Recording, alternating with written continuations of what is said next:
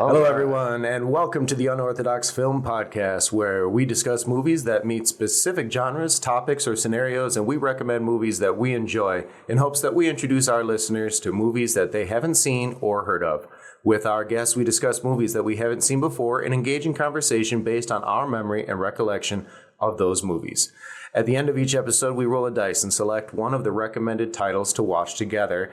And on the next episode, we will discuss that with fresh eyes and determine whether the film holds up, as well as explore the film in a more detailed and critical discussion. I am Bradford Clark, and with me is my co-host, Joseph Quick. What up, y'all? Welcome back. And today we welcome production designer Pat Bird as our guest. Hi, Pat. Hello. And in this episode, we will be making recommendations for high-concept sci-fi flopbusters. We'll go into that a little bit more later, and I'm pretty excited about that. But first, we will be taking a look at our film selected on our last episode. Last episode, we made recommendations for action comedies with Danny Parker and randomly selected Johnny English from 2003, starring Rowan Atkinson. Mm-hmm. So, fellas, what are our thoughts on that? It sounds like from discussion while we were watching it, you two have at least seen the movie before. Is that correct? Yeah, it was my recommendation. Of course, I've seen it. Of course. But Pat, you've seen the movie before as well? Yeah, I remember it, I think, back from high school time. Is it something that you've seen a couple of times, or was that something that you watched when it came out and kind of forgot about? One and done. Yeah. I remember when it came out, and, you know, when it comes to, like, tongue-in-cheek or parodies, like, I'm waffly on that as to whether or not I'll invest in going to see it, and so oftentimes I miss out on those in the moment. So it was a first time watch for me, and as a first time watch, it was funny. It was a very funny movie. Yeah, it's enjoyable. I love the British dry humor, and just Rowan Atkinson in general has his own kind of brand of British humor. Right. Yeah, it's a very physical comedy. Yes. Right. I'm not familiar with Mr. Bean. I've not watched a lot of Mr. Bean. Very physical comedy, like literally he doesn't speak. Like every now and then you'll hear like I always assumed from the clips that I saw that it was very like Benny Hill, who I'm also not really a fan of. Well, Benny Hill's much more over the top. Right. Like Rowan Atkinson is just kind of like, slapsticky, like the village idiot kind of like, and it's just him. Right. Like there's not like a whole circus following him and stuff like that. Yeah. Interesting. Yeah, he doesn't have I mean, like, what was the similarities of the type of humor in Mr. Bean pretty close to Johnny English as far as like the physical comedy, when it comes to the visual jokes, comedy, it's close, but tightened up. It's like more adult. I said that when we were outside earlier, where it's like this satire movie kind of takes itself seriously. So it's like Mr. Bean does James Bond and Mission Impossible. Yeah. That's so it's like it's very much the spy spoof, like you made reference to The Man Who Knew Too Little, Bill Murray. He's very much that, like he's the idiot spy, you know. But so the closest comparison that I could see, the idiot part was like Austin Powers. It was Austin Powers minus all of the sex. Yeah. You know, like there was a lot of the same, like... It was very British, very... Right, but I mean, like the humor, like when Johnny English is like, oh, I'm always careful. Careful is like the most important thing. And then he immediately bangs his head. Like, there was a lot of that. And that's very similar to, you know, a lot of the punchlines in Austin Powers. Yeah. Well, we mentioned Bond earlier, too, and I think this was right after all the Pierce Brosnan time. Yeah, so it was right in the middle. It was right before the Halle Berry one. He did 3. Did he do 3? Okay. Well, 4. GoldenEye, Tomorrow Never Dies. I forget the two. The one with Christmas Jones and then the Halle Berry one. But that's how impactful they are to me. They're that.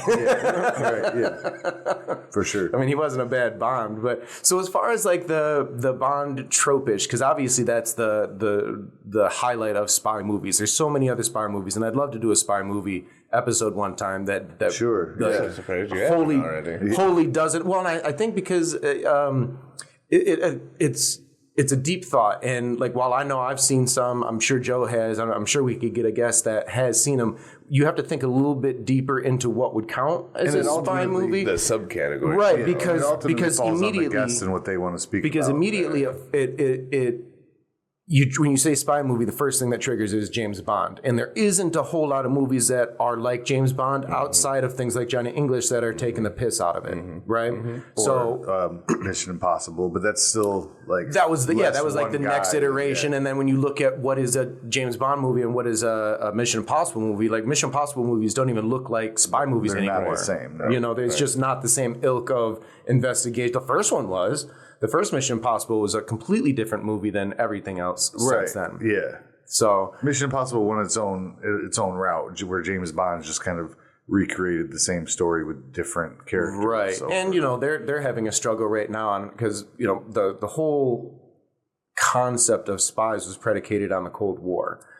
Right, and the history of fighting a war that was out of the news James and Bond quietly. Cell phone doesn't mean anything. Exactly, and espionage is AI now. Like it's not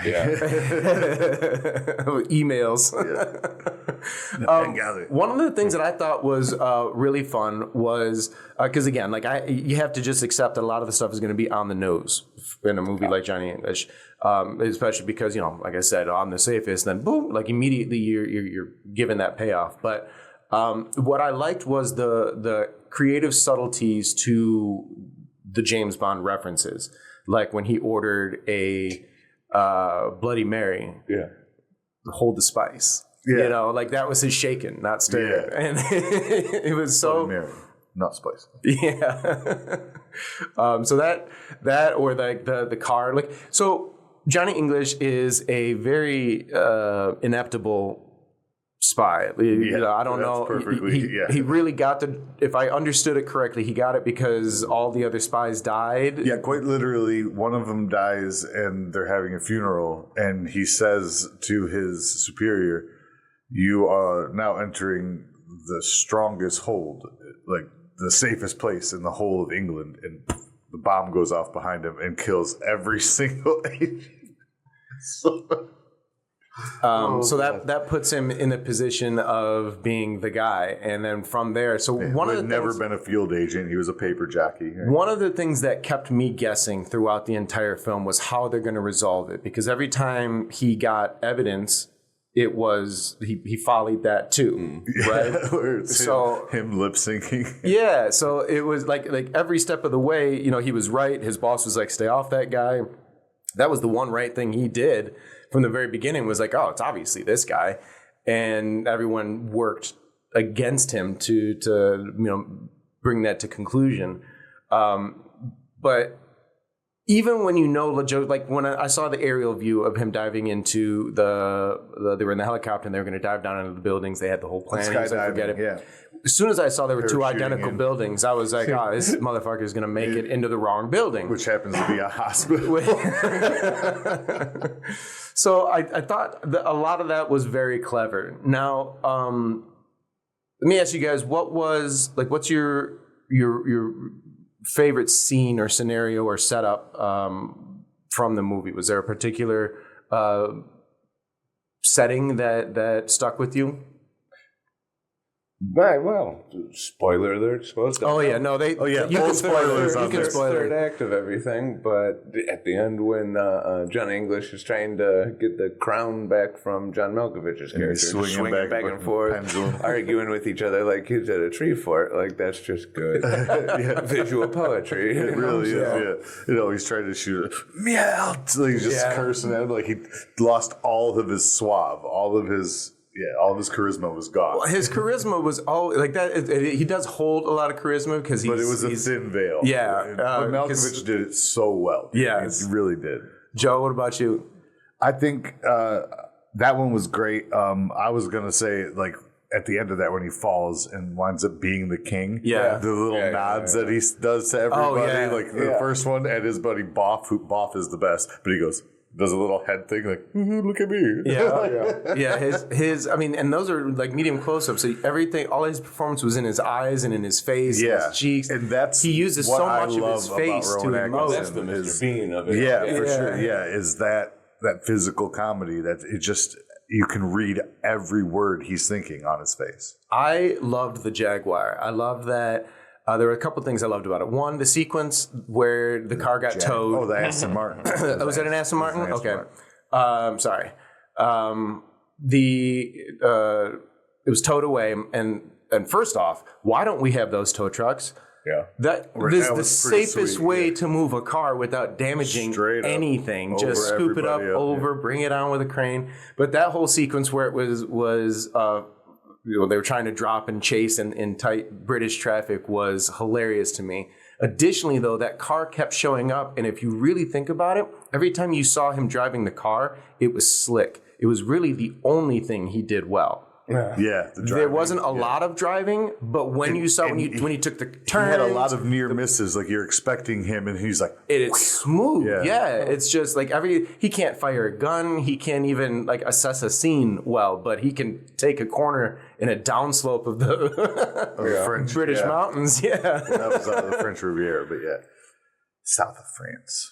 In the end, but there was a similar one when they were at the that was the same road they left the tower and then they went to France to his chateau. That was a big ass chateau. That was a fucking castle.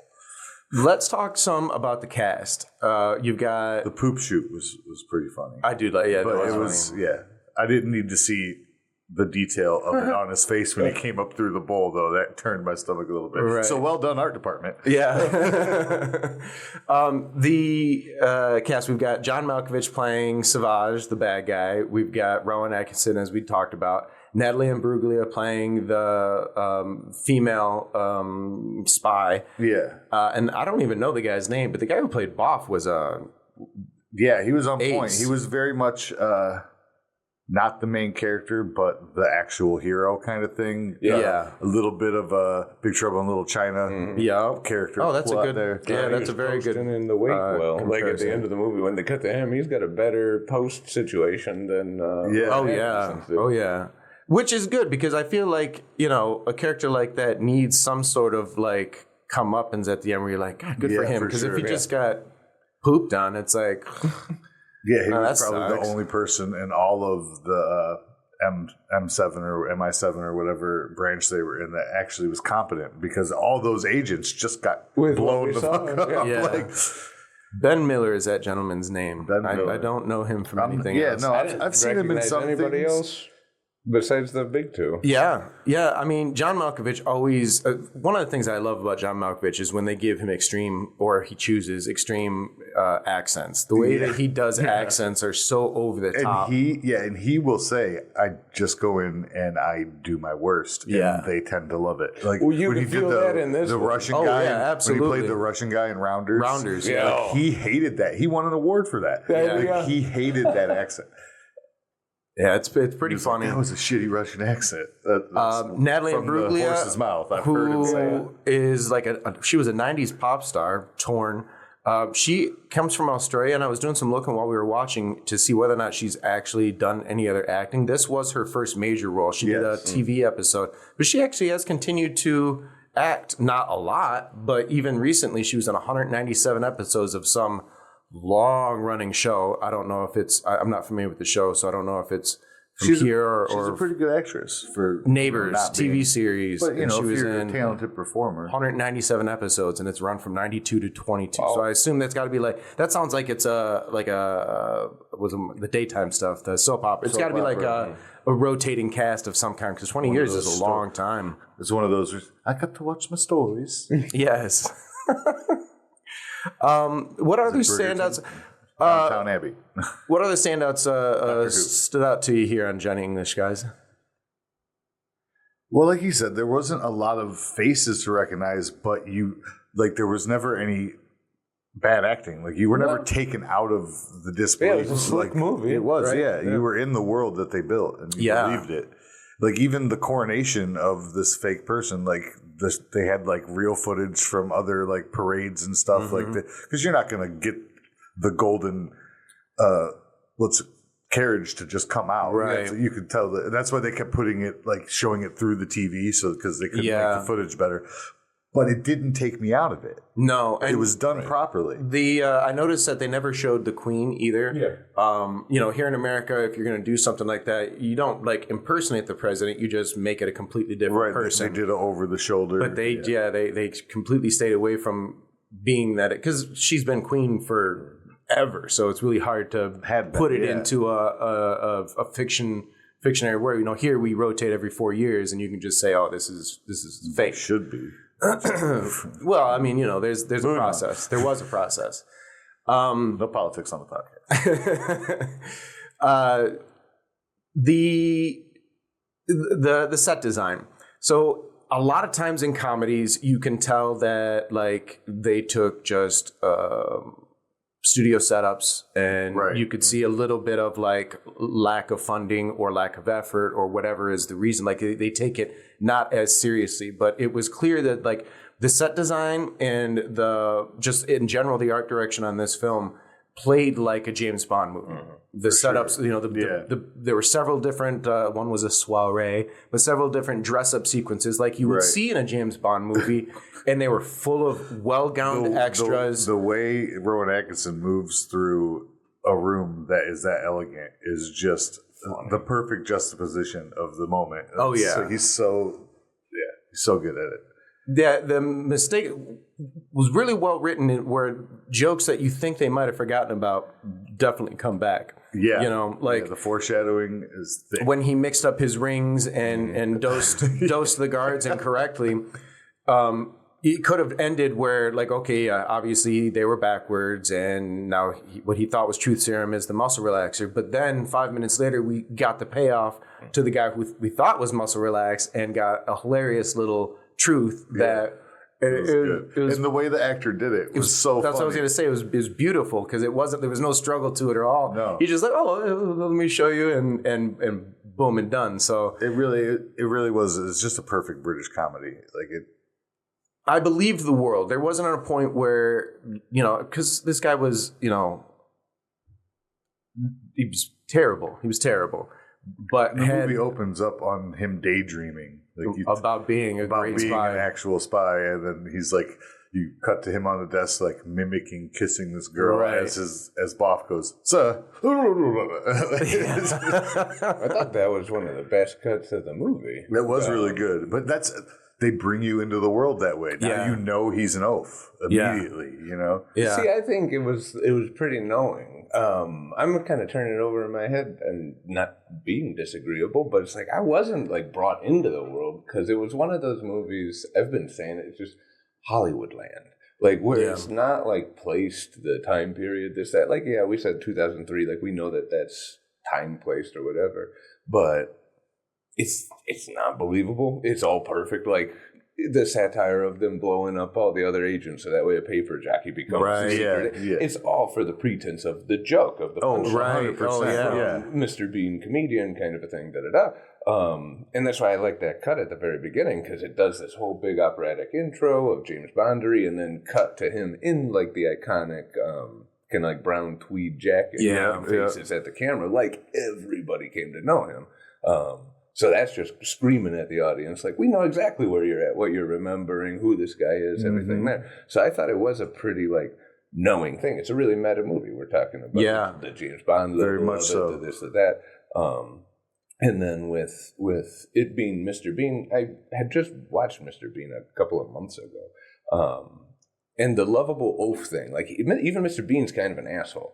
And so is Johnny English, self-driven, too. Just like kind of in their own bubble of a world, and because they just keep going in their own troubles, they make troubles for other people. There was a whole episode of Mr. Bean of him stealing candy from a baby like this. Oh wow! But they'll solve whatever they're doing, and I think that's what's up in Johnny English here. It's like he's an inept spy, but even through his buffoonery, he still ends up saving the day. Because even though he's a little self-centered, a bit of an asshole, he is genuinely a good person. Right. Yeah. And Pat, you made a good point when we were breaking outside that while it's a clear comedy, it also has this serious plot line that we have to follow. That takes itself seriously. It still takes itself very seriously. Right. And it would like the plot. It didn't have to be super complicated, and I'm not saying that it was, but it followed through. So, I mean, there are often times where a slapstick comedy just it starts to fall apart and has some splays on the ends, and I feel like everything was knotted up pretty nicely as far as like how we moved from one set piece to another, where the story was going. Again, like I said, I was left with questions on how it was going to resolve, and ultimately, right up to the end, I was like, man, how is this going to? And then he just plops into it was great. Yeah, that was a great resolution. Right up into the end, because ordinarily you do start to figure out, but every time he says I have a plan, you're like, oh, this shit's gonna keep going, okay? Because it's never gonna follow through, Yeah, his kind of plans are not very planned out. When does he not have a plan? Yeah. Yeah. Even like the Lorne character, the female, when he said I had a plan after she had gotten her nose busted, and she just gives this look like, oh shit, again? Yeah. Very, very small things are like, there's big jokes and there's a lot of little ones. The subtleties are my favorites in that. Yeah, it's so good. And I think that's one of the benefits of visual physical humor is that, and you have to have that lives or dies with your performer. I almost I felt bad a couple times because I would laugh at the setup of the joke because I've seen it before. So I'm like, oh, I love this part. But I didn't want to say that. But here I am laughing at what's about to happen. Right. But yeah, I enjoyed it. The music was typical spy music. It was, I don't think it ever really relented. It was I think that was another joke. Every it was always stuffing horns. So I would recommend this movie to somebody if it had come up, or I don't know in what vein I would personally offer it to somebody if they're asking for, because it's not slapstick comedy. It's definitely, I love British humor. Yeah, and British humor has a span to it. Like this isn't the only kind of British humor. I think there's a couple ways that I would recommend it. Obviously, I recommended it already, but right. If somebody's like, well, I'm looking for something, I like action, but I want to laugh. This is, it's very silly. I don't want to take myself seriously. But it's not so silly that you're like, well, I don't want to watch this. It's not mindlessly silly. Right, and I think that's what I want to really accentuate is the fact that it's not what I thought it was, where it's not stupid. Right, it doesn't go into the satire. It is smartly funny. It doesn't go into the satire of the later 2010 with epic movie and scary movie. And while the character, scary movie. While the character is those stupid, Wayans movies, it wasn't that kind of American satire. Not at all. And that was what my perception of it was when it was released, and I was wrong there. No, it was more akin to the '90s satire before they kind of fell off. Like you were saying earlier, because there's Chevy Chase did one with The Invisible Man or something. It wasn't espionage. No, even Spies Like Us. Comedy, yeah, Spies Like Us, and that whole vein. This was in that, but it came later, so I can see why you would think that. Yeah, I mean, advertising. I assimilated it to Mr. Bean, who again, having not ever watched, didn't think it was for me. That wasn't a draw for you, right? So what about you, Pat? Would you recommend this movie? I would. When you were asking around earlier, it's just I have certain categories, but it's like laundry movies. It's just stuff that you put on during the right at home. You're just dicking around the house. Pay attention, because every time you do, you're probably gonna giggle. Which is cool.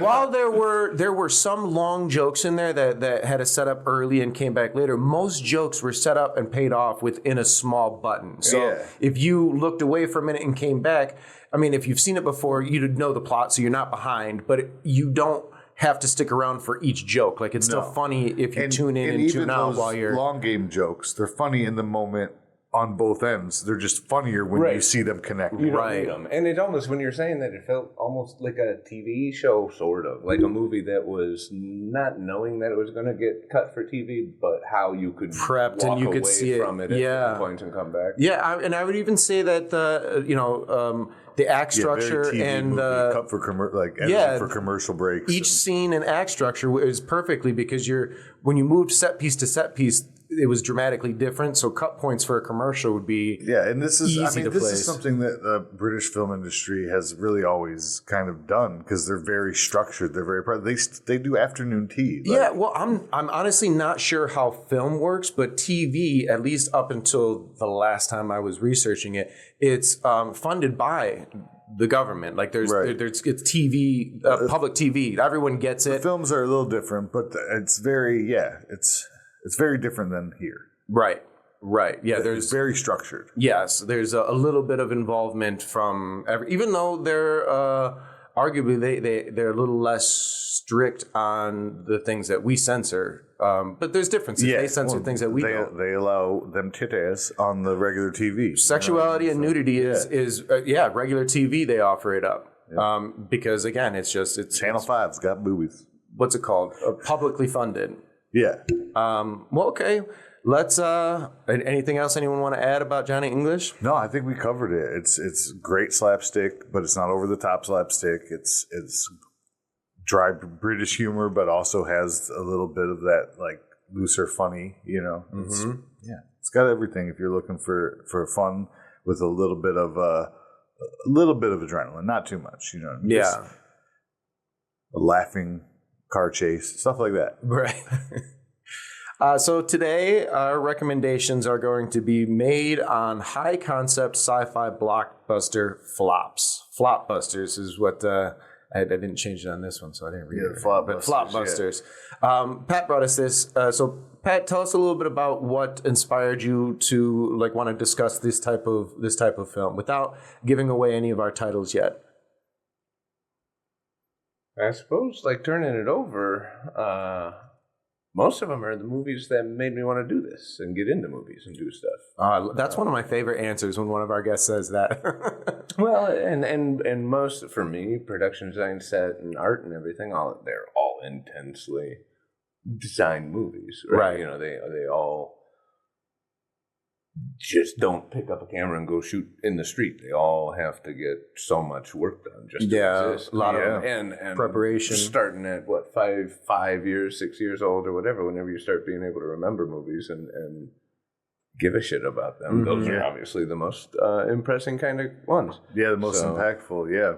So the films that we're talking about today are going to be, and it's just so that we're all on the same page here, we can kind of openly discuss it, but my understanding is sci-fi being, pretty obvious there, but movies with a high attempt at creating either a new IP or bringing an IP that we're familiar with in a big way that just didn't perform quite to expectation when it came to original. It's not exactly a flop. It made some money, but when you spend $200 million on a movie, you don't want 220 back. Exactly. If you spend $20 million on a movie, you don't want 22 back. You want 40. A lot of times when a studio goes hard on something like this, they expect to double or triple their budget. Something like that's the hope, right?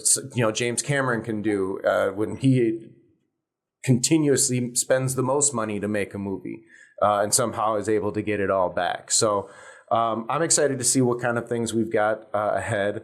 Pat, would you like to start our list today? I can. That just made me go, I don't know if my number one is actually the standard here. So here's the thing. This is why I say loose, because I don't think all of mine are all that big either. And I think... my point of pointing that out is we're not really worried about the return as much on this. We're not looking for real flops. We're looking for something that towed the line but wasn't a success. Right. I would say, for example, as our a quintessential... what would qualify but was a blockbuster would be something like the original Star Wars. Incredibly high concept.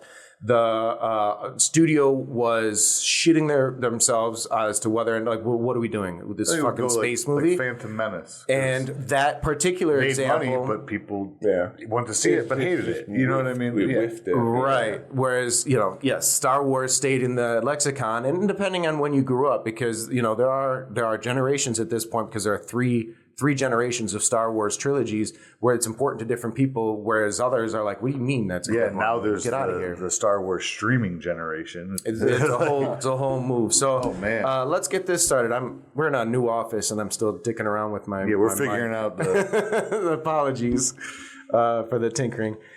So Pat, what would be your first recommendation? And then just for our listeners, and Pat, if you're not aware, we're not ranking anything, so the order in which you present them doesn't mean anything as far as the list goes. It may mean something to you in how you present it, but there's no lock hard this is we're not better doing than top that. fives. No. So I'll give it over to you. I was going to open with Stargate. I thought Stargate was fantastic. It obviously birthed a whole lot of other properties and everything, but James Spader and Kurt Russell, two of my favorites of that era. I mean, it was an excellent movie, excellently acted across it, a little hammy here and there, but whatever. And when you watch it, you're like, well, this isn't actually even that big of a movie. It's like a sandstone crypt room and a bunch of sand dunes and a military base. You know, it's like, it's not that big. It's a giant world for how small the set was, kind of. Yeah. Well, it's a desert planet, so how much can you show of it? You know, it was brilliantly done in that's that a way. great point, though, because it does a really good job at setting up the grand scope of what we're doing, right? They make the Stargate itself is huge, but yeah, some of your individual sets are small contained areas, but then when you get your wides outside of the desert and then the space fights with the alien, there are pieces of it that reach out beyond just the four walls of a room. And it's blended together really well because you do walk away thinking like you were a part of a whole, epic world. It's one of sort of like the top of Kurt Russell's like peak game. He'd had all kinds of struggles. Like he's got a lot of like cult hits that didn't do well. Like we remember them fondly, but didn't do well. The thing was not a success. Whether or not the movie did well, he was amazing, and that stood the test of time. Right, and I think Stargate's something that honestly, until Joe had mentioned that was a title that you were thinking about. Like, I hadn't even thought about that in forever. And it's not that the movie doesn't deserve to be thought about. It just doesn't, it's not a tip and this of the tongue. is like unintentional, but I probably watch that movie once every 5 years. It comes up frequently. Yeah, because if I see it, I'm like, yeah, I can watch that. Like, I'm never not putting that on. It's definitely one of those movies where even if it's already running, you can just pick it up and jump in. If you've seen it before, you'll be confused if you just jump in, but arguably, if you've seen it before, I liked it so much. I even watched the shitty Sci-Fi Channel series for at least 2 seasons. Started again I got it on DVD because of aren't there a couple of shows? Was there like a main show and then like some SG1? No, I'm going to sound like a super nerd, but I'm not. I don't know any of the rest of them. I just started watching SG1 last week with the dude from MacGyver. Yeah. There were some spin-offs. What a horrible casting! My girl and I are watching it. We're like, wait, that's supposed to be Kurt Russell's character. Right. Is he playing the same character? It's continuous, and that interesting. He should have been James Spader. Yeah, I agree. But the guy that got to play James Spader was better. He was good. He fit better than the Kurt Russell character. Yeah. I just think, it was just But that's why I put it in this flop land, because it's like it's a great IP, great idea, great thing, and just nothing really happened with it. The potential didn't get reached. Give it to Villanueva and let him do it after Dune again and give us that same... Oh, man, I would watch that. That would be gold. I would watch that for sure. So just a little bit of box office, FYI. The budget was estimated at $55 million. The gross in the U.S. and Canada was $71.5 million. Opening weekend was 16. Worldwide gross was $196 million. So... Now, money spends, right? So the studio doesn't care, but $71 million to a $55 budget in the homeland, that's a bust. You know, what's great about films is if you can get them in other markets, like Japan loves different types of movies, the English love different kinds of movies. When this was made, that wasn't getting it a sequel. Oh, no, exactly. That right there was that's Flopbuster right there. Yeah, it wasn't enough to because it was a powerful enough IP. They set it up. You knew they wanted and it. In the movie based on a door that goes through space. Yeah, exactly. The opportunities, boom. But because it barely made its money back, they were like, well, man. Yes, it was clearly too much of a risk to continue going. Perfect one to open the gate. So Stargate starts our list. A nice one, Joe. And I love that. Am I going next? Yeah, absolutely. Because you kind of set this up for me when you mentioned Dune, because this movie was John Carter, 2012, Disney. If you can pull it, I don't have the stats here. Budget, I'll work on that. $250 million. I don't have what it made though. I can find out. Talk about the movie. Talk about what John Carter is. It was adapted from a story called A Prince of Mars, and it's John Carter of Mars, and it's when Civil War veteran John Carter, played by Taylor Kitsch, mysteriously awakes on the surface of Mars, also called Barzoom. He little expects the adventure that awaits him. Carter reluctantly becomes embroiled in an epic conflict among the Red Planet's inhabitants, including Taurus Tarkus, voiced by Willem Dafoe, and Princess Deja Thoris, voiced by Lynn Collins. And as Barsoom is poised on the brink of collapse, a war-weary Carter rediscovers his humanity when he realizes that everyone's fate is in his hands. And it's very Dune-esque because it's on Mars, so it's like a desert planet, and there's the two tribes fighting against each other for the same resources, kind of thing. And there's all these creatures, and for 2012, it did really well. The graphics, it didn't overpromise. I enjoyed it, but I know people have never even heard of this. Yeah, well, 250 million. Yeah, so to real quick speak to it did really well. It made money, some. $250 million budget. Its gross worldwide was 284. So that is a flop. Yeah. That's now 284 is a lot of money, but when you've spent 250, you're making at least 300. That's not even a 10% return, really. So barely. It's like 3. So yeah, I mean, I remember seeing that in theaters. I remember it was a big hype. It was a big hype, and for me, I didn't hate the movie. When I found it, I loved it. It was something that I was like, okay, this is cool. But it was 2012. There was a lot of things coming out, then. So it was the big era of a room with 4 people in a blue room that gets multiplied to be 150 guys running. Like you could see a lot of that 300-esque filming style in it. Sure. It was a Disney thing. They wanted it to be a franchise. It's going to be this huge IP, and it just didn't grab for whatever reason, one way or another. It's not a bad movie. But this is why I thought it was perfect to follow Stargate, and especially when he mentioned Dune, I was like, yeah, because this is kind of Disney's Dune, right? In a way, right. Have you seen John Carter? I think in passing on the TV when other people are watching it. I don't remember it a lot. And honestly, just watching the trailer here as it rolls, it could come on, and outside of recognizing, that's Taylor Kitsch. He was in that one thing. It looks like any number of movies that came out. You could see a couple of frames and think it was Star Wars Episode 2 or 3. Where they were fighting. And obviously, clearly different types of movies. But if you were to just see a little bit of sand battling, it's very similar to that. Taurus Tarkus is voiced by Willem Dafoe. Is very alien looking. Yeah, wasn't that kind of on the eve of the whole Marvel Avenger takeover? Oh yeah. That would have been Disney throwing in on kind of one of their other. Yeah, because John Carter kind of was a superhero because of his molecular differences in the muscles and the gravity. He was able to jump, almost fly. It was kind of cool.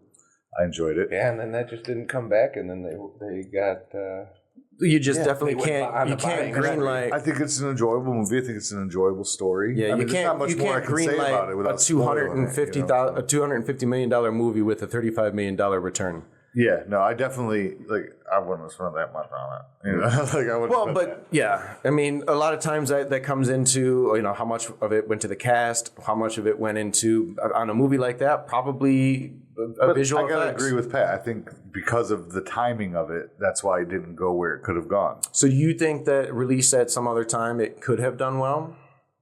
Yeah. The same movie? Well, it's like what he's saying. When he found it, it's great. Yeah. And you actually watch it. I probably found it in 2016, 17. Oh, okay. It was only a couple years later. Sure, but it was after the wave died. Yeah. And I was just like, I haven't even heard of this. What is this? And I put it in, and I didn't know what to expect. All I saw was Disney and the name John Carter. It was just on a DVD. Okay. And somebody it just I think happened. Personally, John Carter is a terrible title. I agree with you. I think for what the movie is, it's such a normal white guy name for something that's would be better. Yeah. Or John Carter of Mars would be better than just John Carter. Yeah. Right. Nothing about that title when you're browsing, especially nowadays, when you rapidly hyper searching for something, there's nothing there to grab you to lead you into wanting to watch. Right, so I just happened upon this DVD, and at the time I didn't have cable, and streaming was still kind of $5 DVD bins, man. So no, I didn't. Not even that. I didn't I just found it an old roommate left it. And I just found it in a dresser I was trying to throw out, but I always check through things. Sure, of course. I was like, might come across something. And being a a cinephile, I was like, I've never heard of this movie. And I put it in, and I had no idea what to expect. And I was just wide-eyed, like, what? How have I not seen? Yeah. It blew my fucking mind just because I didn't know what to expect because the name was so nonchalant. So maybe that was a good thing. I don't know. Regardless. All right, so my first recommendation today is going to be a 2008 Vin Diesel vehicle that I actually did enjoy quite a bit, but it was right on, it was another one of those things they were hiring him for doing the things that he does. So yes, this movie is very similar to other things he did, but this is called Babylon AD. Ooh, and nice. Babylon AD, he's like a merc, like a former military merc, and he gets assigned. I don't remember the politics, so it's a dystopian future type of situation. So the world itself has its own rules as far as what is or isn't allowed. Very 1984-esque in the sense that, like, you know, you're not that free to do what you need to do. IMDb says it's traveling a woman, but he escorts a woman from Russia to America, and you know, it's one of those movies where shit just keeps happening, right? There's a lot of explosions. There's a lot of fighting. High octane. And the plot line is very thin, and it drops in, you know, little world building things, and creates a little bit of a mystery for you that reveals as it goes on. I think there's a cage fighting scene. You know, it's showcasing Vin Diesel. It's got Michelle Yeoh as the woman that he's escorting. So of course she starts kicking ass at some point. Yeah, and for me, badass. it was just kind of like a brainless fun romp, right? Like it looks like Blade Runner, but without any of the intelligence, and it was fine for me. As far as its performance went, Babylon AD was a $70 million project with a gross worldwide of $72 million. Genuine flopsco. I enjoyed that movie. I don't think I've only seen it the one time. I've only seen it once. Yeah. So a friend of mine was like, "You guys see this?" And I was like, "Dude, I'm not going to watch this garbage." And I watched it. I was like, "This was fucking fun." I would revisit that one though. Like, if of what I remember of it, I would. Yeah, it was enjoyable. Is this one that you've seen, Pat? Again, one of those ones like, yes, I know when you describe it, like, yep, but I hate it tastes like so many other of those. Admittedly, it's rinse and repeat. Yes. But that's kind of what I was reveling about this list of movies. Yeah. Like, Exactly, yeah. it's refreshing when everything doesn't try to rewrite your understanding of everything. Yeah. Well, Just over-impress you with everything it's doing. It's Yes. like, choose the genre you're Like, hey, working here's a trope. We're all Understand familiar the with it. You tropes, get it. work Here's where we're going. Yeah. But here now we're a little, so 2008, a little more than 20, a little less than 20, 17 years, 18 years. My math is off, but it's almost 20 years.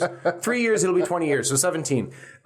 That's a long enough time away where, like, yes, in 2008 when it came out, it was very much like everything else that was around it. But if you missed it, Right. and now you're not being indulged by all of those things that many. were like You it, check it out. you check it out now, you're like, holy shit, this has some fun to it. Yeah. And that was one of the first ones that I came up with, because I was like, I'll bet you very few people have seen it.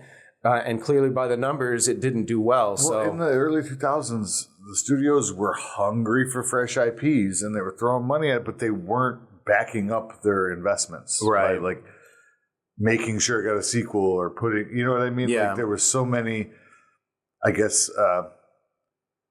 the economy didn't help. People stopped going when the... Oh, no. 2008 is notoriously a terrible year to spend money. Right. So, like, people weren't going to the theaters because they were losing money in real estate and all that shit. So, yeah. In fact, I remember when I watched this. 70 million and then 70 people show up because nobody can afford to go to the fucking... Exactly. No, it's 2008. So I watched this at a time when I watched this with a former coworker. Former because our business had shut down and moved to Mexico. We were in automotives, and we were both on unemployment trying to find work. So we had time to watch whatever movie, because the fuck else was I doing? You know? So that's My family and I had been investing in real estate. So... I was doing yes, I was as well, not investing yet. I was prepping to, and then the bubble burst. It was terrible. So that brings us through our first recommendations. We're going to take a quick break. Our recommendations so far have been Stargate, John Carter, and Babylon AD. So we will be back with you guys in just a moment. Check you in a minute, y'all.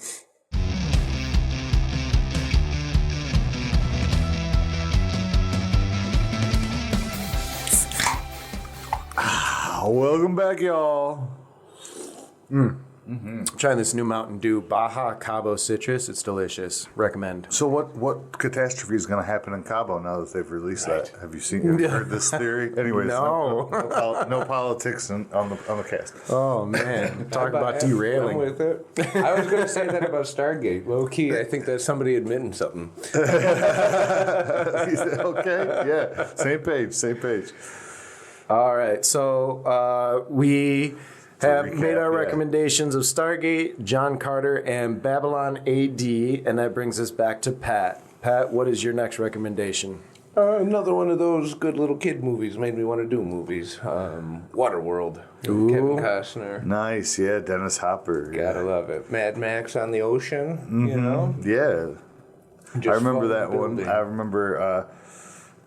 I remember liking the world building, but I don't know. Well, the movie, the acting, everything was real rough, but I loved getting lost in the movie. I'm not a Costner directing Costner fan. That's the problem. Yeah. Like, he's a good actor when somebody else is telling him what to do, but he apparently doesn't like to listen to himself. He didn't direct Waterworld. That was Kevin Reynolds. Okay, well then somebody that needs to put him in his place a little better. He played all star power. He did. Yeah, there was he was the EP. There was a lot of influence and a lot of push for him. And it was... I remember the movie catching flack because of his influence. Like, kind of, even the director saying, well, that was Kevin. Well, such travesties. I mean, there was some horrible redo that they had to do. Like, they blew up a whole sequence for a stunt thing that didn't get caught right, and they had to do it again. Is that joke on Tropic Thunder? There's a lot. Like, it was plagued. It was very plagued. You had, first off, they broke one of the common sense rules of don't shoot on water. And all of those things were built. All of those things were built sets, and they had problems with, I believe it was shot in Hawaii, with weather issues that were tearing the set apart, and they would be down. You have to, rebuild it, this is why Titanic was shot in the studio, not on the ocean. Here, I just got a list of some. The film's budget ballooned to $175 million, making it the most expensive movie at the time. Multiple sets were destroyed by a hurricane during the filming in Hawaii.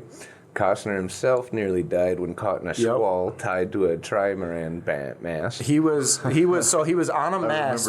He was on a mast all the way up, and so here's the thing: it took forever to get him up there. Then they had to strap him on. Then the weather got bad, and they had to tie everything down, equipment-wise and everything. But there was no time to go up and get him. So he had to stay strapped up there until it was safe for them to get back shooting. So they had to put the equipment away, because it wasn't safe for the equipment to be. He was forced to pull Lieutenant Dan and be up in the clouds.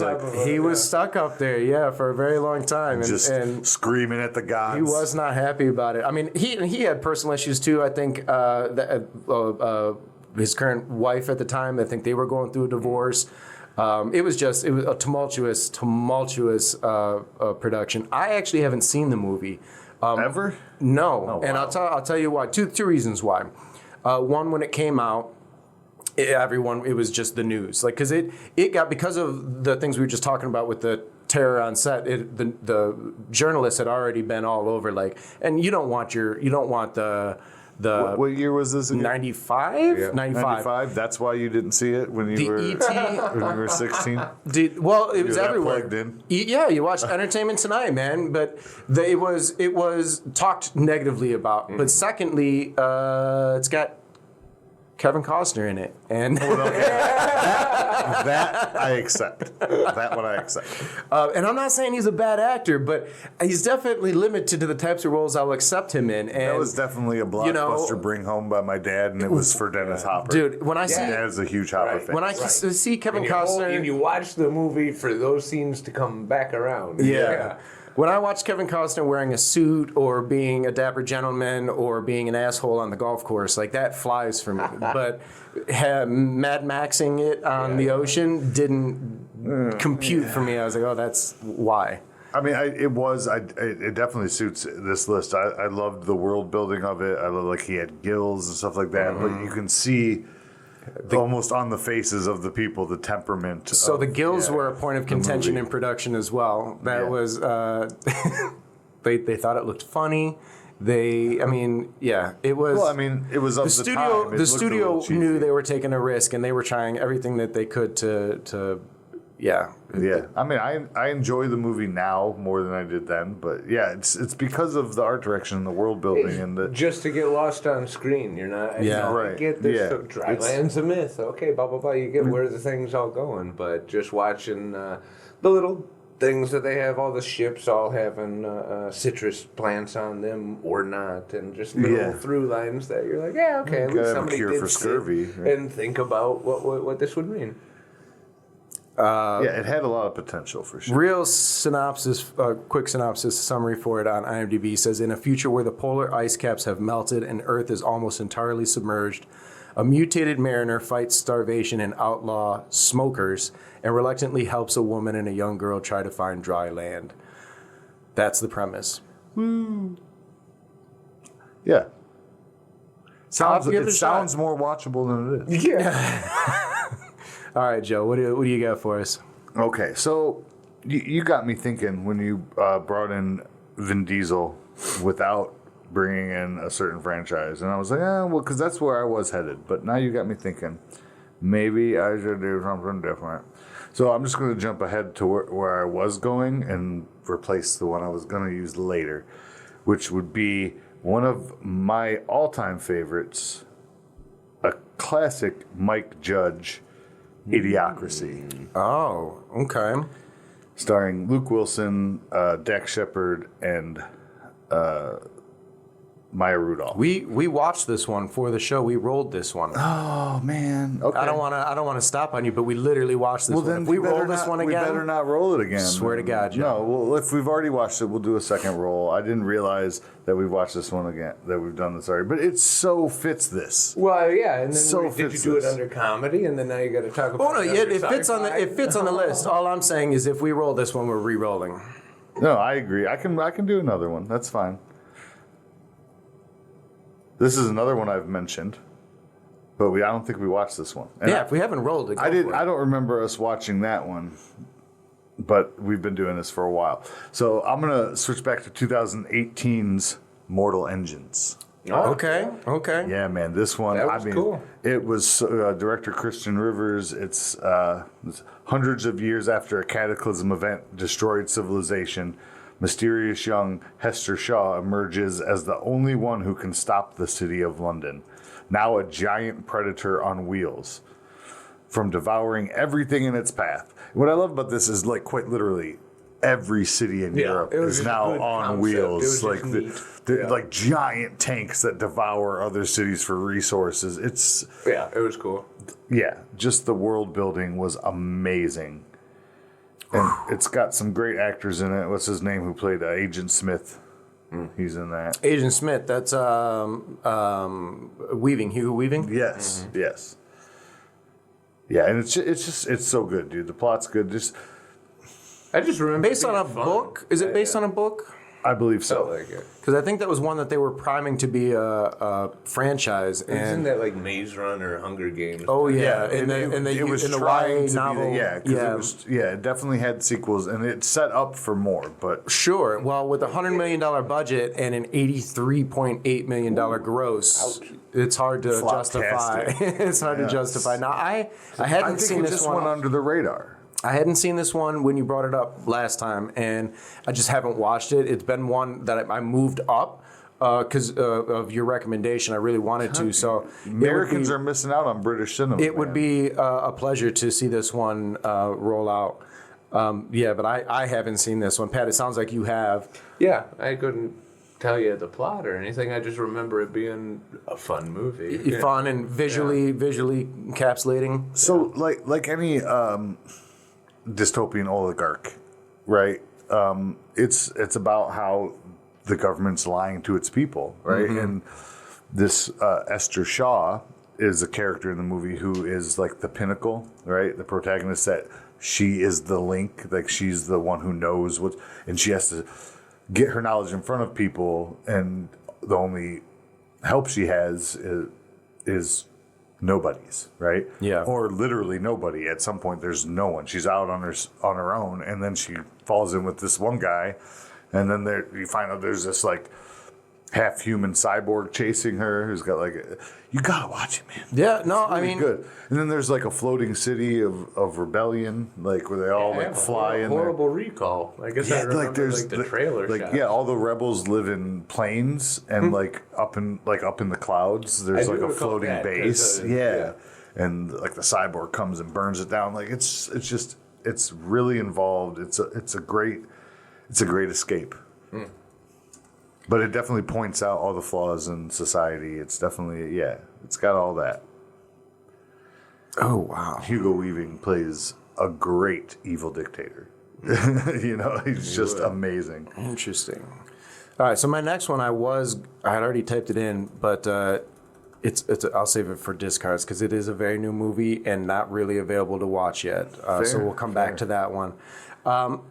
So instead, in its place, I think I'm going to go with 1992's Alien 3. All right. Okay. Alien 3 was David Fincher's very first directorial debut in a feature. He had been working a lot in music videos and commercials and carving a name for himself. But Alien 3 was Fox trying to capitalize on, obviously, the Alien series that they had. I don't remember when Aliens came out, 86. So it had been a while since they'd done that. And actually, Alien 3 had been in development for a while, and it went through a lot of different rewrites. But Alien 3, being obviously the third in the Alien series, does star Sigourney Weaver and picks up where they left off at the end of Aliens, where she was in a life tube that was shot out, and it was survived with the girl, the Lance Henriksen droid, and the Bill Paxton character. And the movie opens where all of them but Sigourney Weaver are dead, and that really pissed a lot of fans off. But really, what kind of threw this movie under the bus was the fact that it played. First off, it's called Alien Cubed, not 3. It is cubed, which implies a lot of fucking aliens. It really does. But there isn't. There weren't. Yeah, there definitely weren't. But what I did enjoy about this movie is that it did bring us back. I don't not like aliens. I like aliens. But for me, the Alien series is more of like a sci-fi horror than a sci-fi action. And Alien 3 went back to where they reduced. There were no guns. It was, it's a prison planet that she lands on. It's all men.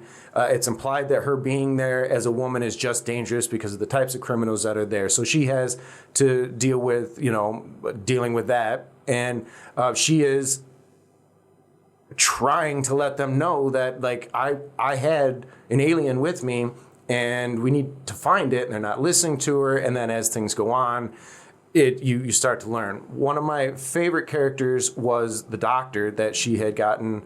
It was taken care with her. Why is Top Cast only one person? Oh, I'm on the video game. This is stupid. But he is, now that I don't have it in front of me, he ended up being Tywin Lannister in the Game of Thrones series, and Charles Dutton. And nope, that's not Charles Dutton. He's Dylan. Charles Dance. And just for me, it brought us back to because it was a lot of tunnels, production. Like I said, production design on this, they'd built for a different script, and then they had to incorporate the rewrites. And there's just all kinds of bullshit studio involvement. Ouch. And we don't like this, we don't like that. And as a result, David Fincher just disavows this movie altogether. They've since made another cut.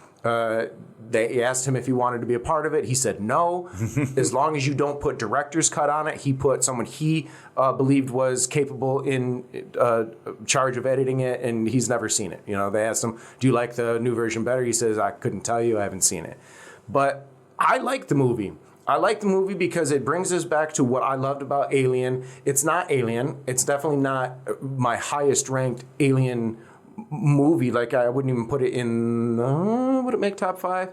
It'd probably be in the close top 5. It might be 5th in my top 5. How many alien movies are there? 7? There are 7. Yeah. There are 7, right. Okay. And I'm not including the AVPs. I don't include the AVPs. That's bastardly. No, I wasn't including. Yeah, that would be 9 if we include them. But Sigourney Weaver, it's got one of the better endings that, because of franchising, they changed the ending, by bringing her back. But altogether, Alien 3 is one that I think people skip over because of things they heard, and I think there's value to be had in watching it. I don't think it's an absolute Okay, I'll give you that.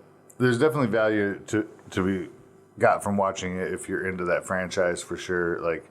But I'm also not one to if I don't watch a movie, it's not because of societal views. It's usually me going, I'll wait. Yeah. Yeah, I'll wait. Pat, any thoughts on Alien 3?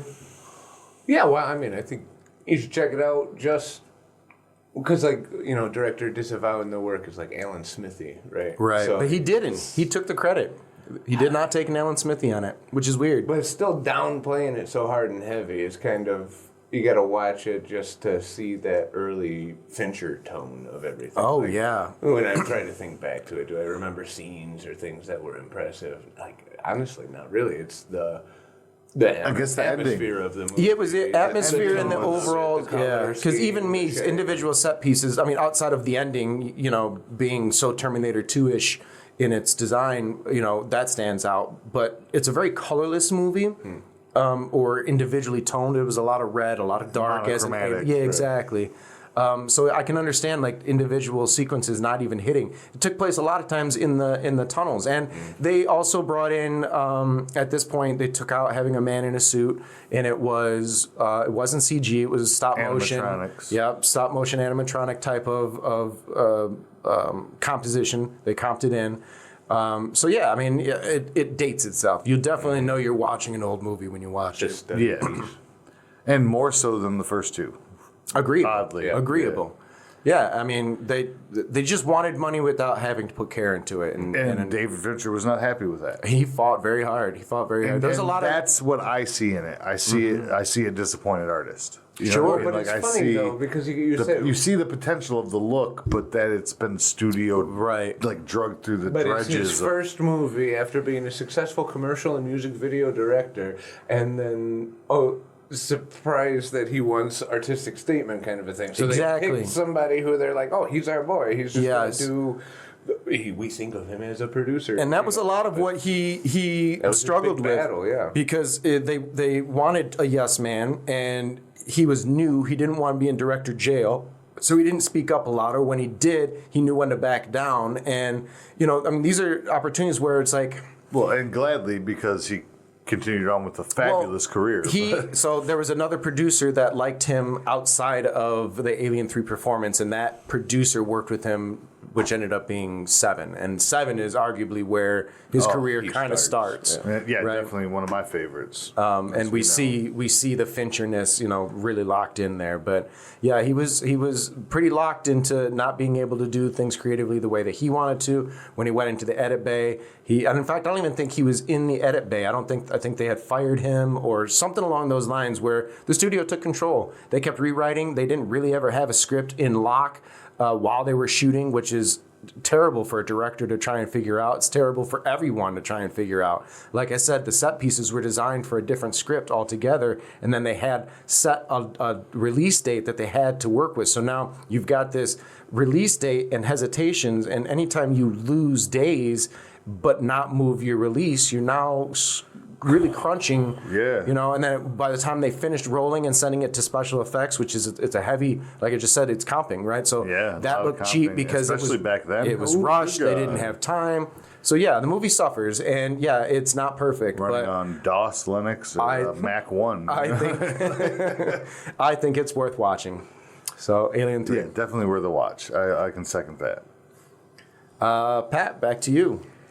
Well, my next one will be another one that everybody loves.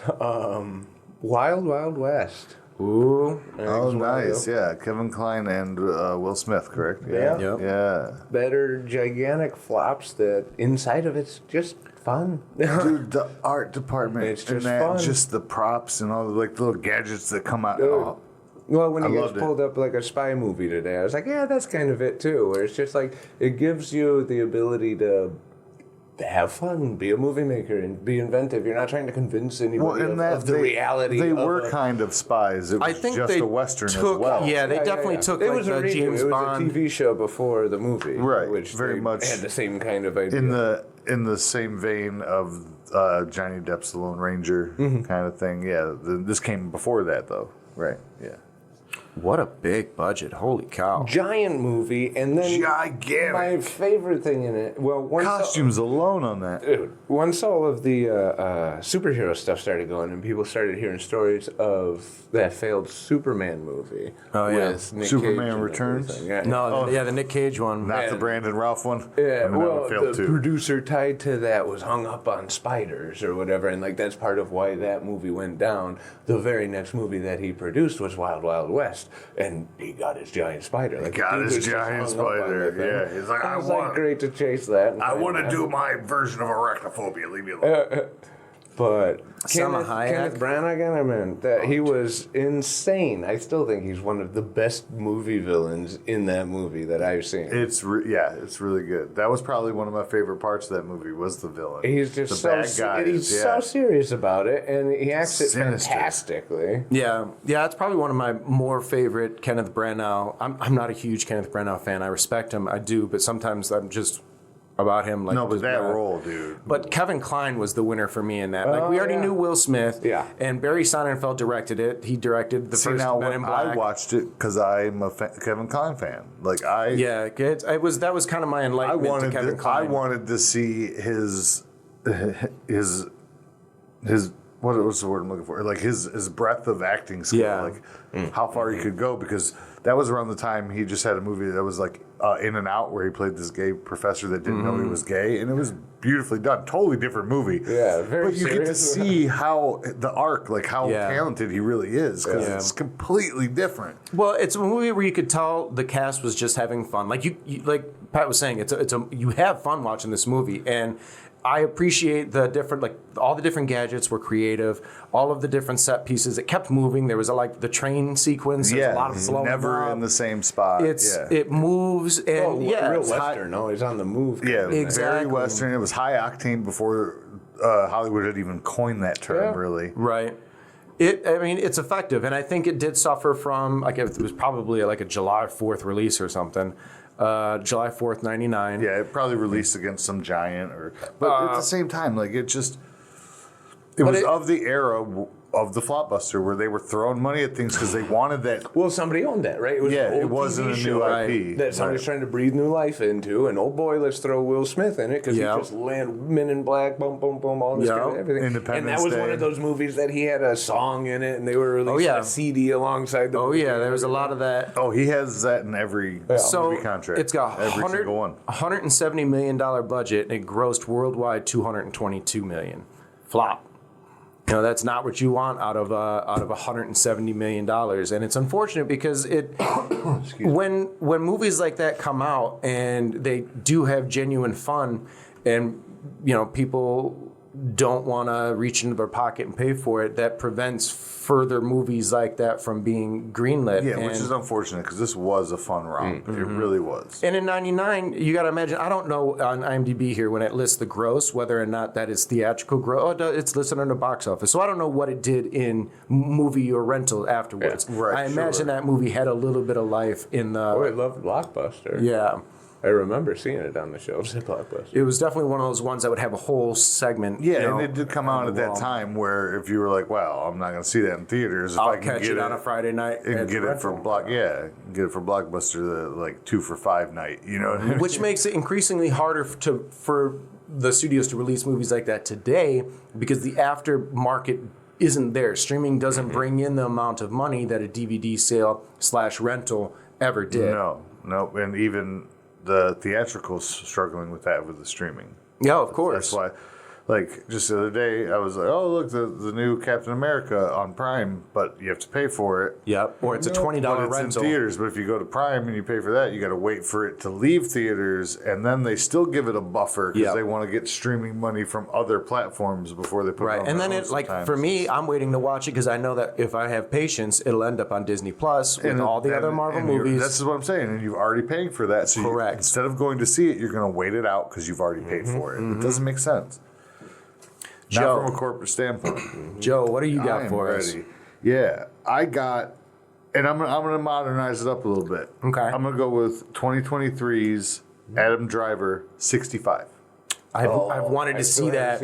I want to see It that. looks like it's awesome. It's in a nutshell. They say it's epic, harrowing, thrilling, and the overview is after a catastrophic crash on an unknown planet. Pilot Mills, played by Driver, quickly discovers he's actually stranded on Earth 65 million years ago. Great. Now, with only one chance at a rescue, Mills and the only other survivor, Koa, must make their way, and it's a young lady, a little girl, make their way across unknown terrain riddled with dangerous prehistoric creatures. And let me tell you, like, That's a great premise. what this movie did for me. And by the way, Koa, the young lady, was played by Ariana Greenblatt, and she's an up-and-comer. I know that name. Yeah, it was Classic really sci-fi. good, but it's classic sci-fi with a great modern twist. But I don't think it didn't do well because I think it was. I don't think straight it to got. I'm streaming. looking it up right now. I don't think it was released worldwide. It was probably a I think limited it was, theaters. Yeah, just I didn't Netflix, see I anything believe. about it until I saw it on a scroll, streaming thing. Right? Yeah, it was one of those. I think straight to streaming because it was 2003. I think it was on the cusp of COVID. Kind of. I know that was. I mean, it was like a year after, but they were still figuring out the theater. They had it shot. And, Yeah, so the creative team behind it are the guys who, there's two of them, and they created and directed and wrote A Quiet Place. So they've, that's kind of what they were leveraging. But it had a $45 million budget, and the gross worldwide box office was $60 million. So that had to be limited. But I don't remember it even being advertised. So, because No, it it is. had a lot of, like, it got It is a thing- overshadowed by some things, I think. And but it is I a thing loved it. today where, especially because it was post-COVID, 2023 is a couple years out. But at this point now, you've got movies that, in order to be awards eligible, you have to, what they could do is doing four-walling. You have to have a theater release in New York or LA, and it has to run for so many days and have so many showings, even if you're just playing it and running it in a brick and mortar. Right. So I do believe this one had that, but I don't recall a marketing campaign for it at all. And just looking at it, you can see the $170 million in this. Oh, dude, it's so immersive. It's so good. And it's Adam Driver. Or 45. Wow, At 40, the that's peak just of his 170 was blah, dramatic blah, blah. stuff, doing something that is... It has drama to it. 45 is actually a It's modest action. budget. You know, it has... 45 million is a modest budget for monsters and explosions and everything I'm seeing in here. 2023 with technology. That's modest. Yeah, it is still You modest. got to pay your artists. Well, dude, there's two people in the movie. Yeah, that's it's a green screen. There's movie. probably like, but I'm the seeing- cast I'm seeing overall is probably dinosaurs, Like 12 I'm people, seeing- but there's two people you see. Yeah. Throughout 90% of this movie. But the chemistry between those two, like Adam Driver and this little girl, like you're in that with them. Like you're invested in it. I was anyway. I loved it. I have been meaning to check it out. It's been added to my list a handful of times, and I just never. So that girl that you mentioned, Probably like me, you go searching through the things, and then you spend more the than new you wanted loading to. screen. Yeah, longer than you wanted to watch searching. Yep. But you've added 18 things to watch Yep. list, and you're like, well, I don't never want to actually watch watched- yeah. those yet. That's why I Correct. added them. I'm looking for something for now.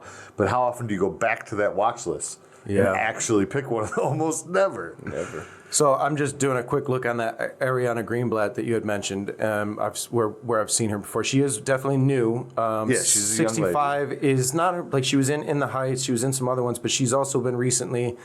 She was in Barbie. She was the young girl in Barbie. Yes. She was in Ahsoka and Borderlands. So I mean, some of these things she's are having her come up. Yeah. she was very new someone in to this. watch for.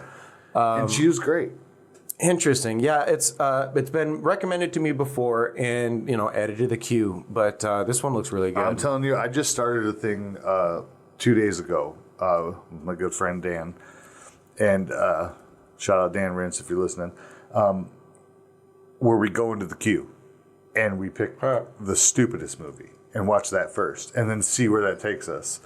Because I like to make a point of putting aside a time to watch. I enjoy movies, doing something like that as well, but that is definitely something that is more enjoyable with a watching partner as opposed to doing that by yourself. Because then you just 100%. You get bored. Orange, you're just torturing yourself. Yeah, because then you just end up in your phone. Dude, if I'm laughing and I look over, I know I'm watching this movie at the wrong time if nobody's there. Yeah, you know what I mean? Like I'm just laughing along. I'm lonely. No, but for sure, 65 was definitely a missed target, and I think it could have done better had it been marketed better or something of that nature. But again, you said, 45 for that kind of movie, they weren't throwing money at it, and I think maybe they didn't need to at the production because it came out great. But on the marketing side, well, that's my next kind of question to the conversation. It's like now with this flop and stuff. It's like success by numbers is one thing, like if they made their money back, but then I also ask, did they actually achieve what they were trying to do? Right? Waterworld, everybody kind of goes down saying, no, not really. They didn't achieve what they were trying to do. It got filmed, we're watching something, but they didn't actually do it. No. And I think Wild Wild West gets hit like that sometimes from the stuff I'm putting up. But then I ask, 65, did that do what it was trying to do? Is it actually a good movie and it's just unsuccessful? Or is it an unsuccessful movie? That's a good point. That's a very good point. That's a good point. In my opinion, I think it was a good movie that was unsuccessful. But, watch it yourself and tell me I'm wrong. 2023 is, the era of saturation. There's just so much out there and only so much time. And so you really do... time is one of our... Well, here's the thing. I didn't even know that had a theatrical release. I thought that was straight to Netflix. It very well could have not been in our area. A limited release is it could be 20 cities in the world, or and in 8 cities is pretty I wasn't common. even back to checking theaters regularly because I didn't even know what was coming out when, because so much was going straight to streaming. And honestly, I prefer my 55-inch screen on my wall where I can pause it. We were discussing on break. The availability of something in theaters is innocuous in its description, because just because it's there, what does that mean? So I was mentioning that I recently wanted 2 weeks of just matinee showings. I wanted to see Drop, the new movie Drop, and it's in the news a lot. As recently as pointing to why.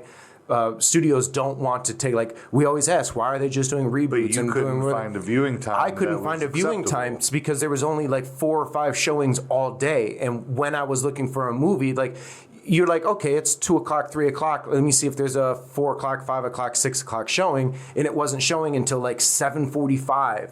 And so it's now I got to figure out, this is the decision I've made. I want to go see a movie, but in 3 hours, do I still want to go see a movie? Right. That's a whole different segment of my day. And now trying to get the movie out the way and then do my errands. Right. The errands may take longer than 3 hours. Right. So it's one of those things of availability. It's not just there. How available is it, and how well known is it? Yet there's 6 theaters showing whatever big one. They're half empty. Exactly. I tell you right now, my wife and daughter are at the Minecraft movie, and she bought tickets, and she's like, we might be the only people in the theaters, in that theater, because there's 6 theaters showing this movie in that complex. But I bet Drop ain't showing. But it's 3-4 weeks out now. Minecraft's been out a few weeks. But they still got 4 theaters. But you got to think, if how many showings with only 3 people do you allow a film before you drop it? I'm just backing you up, saying why do you need 4 theaters when 2 of them aren't even selling, let alone half full? That's the business risk that they take. Which kind of leads us into my next recommendation. And I'm going to go with the 2006 feature from Richard Kelly, who is most known for Donnie Darko. This was his follow-up to that, which got laughed at Cannes. And this is the Southland Tales. Southland Tales is a wild experience. It's got a huge cast, and so the one that got booed was longer, and we still don't know.